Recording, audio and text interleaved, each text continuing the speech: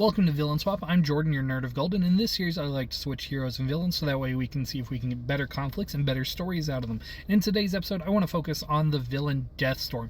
Deathstorm is a really cool looking villain. There's two basic versions of them. One was originally from the Blackest Night crossover, in which one of the Black Lantern rings got onto the body of one of the former Firestorms and resurrected the Firestorm into an evil version of Firestorm, into like a zombie version.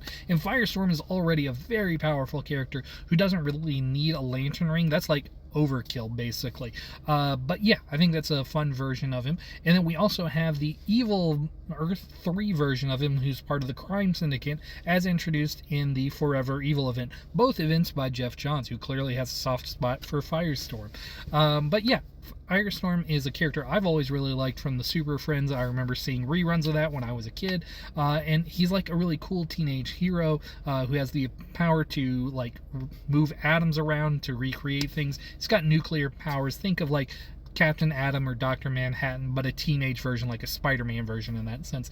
I've always thought he's really cool and has a lot more potential than DC has ever like really given him credit for. But yeah, Deathstorm is the evil or zombie version of him, and I think that makes him very dangerous and very cool as far as a villain goes. And because his power is to like manipulate matter, which is like one step short of reality warping itself, I think that makes him an excellent villain to put up against Kyle Rayner. Kyle Rayner is one of the most powerful Green Lanterns to ever be around. When the Green Lantern Corps was wiped out, he was the one and only Green Lantern for a long time. He was my first Green Lantern when I was first getting into comics. He's part of what I consider to be the greatest Justice League run by Grant Morrison and Howard Porter.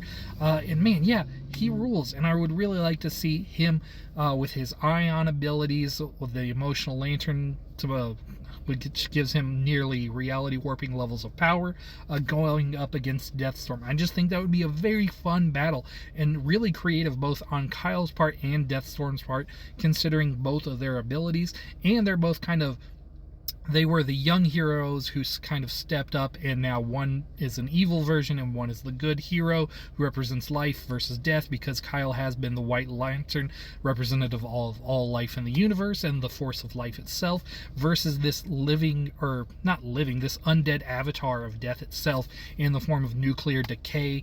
I think that's a really cool battle to be had right there, both visually, metaphorically, and thematically for the characters. So let me know, is this a fight that you would like to see?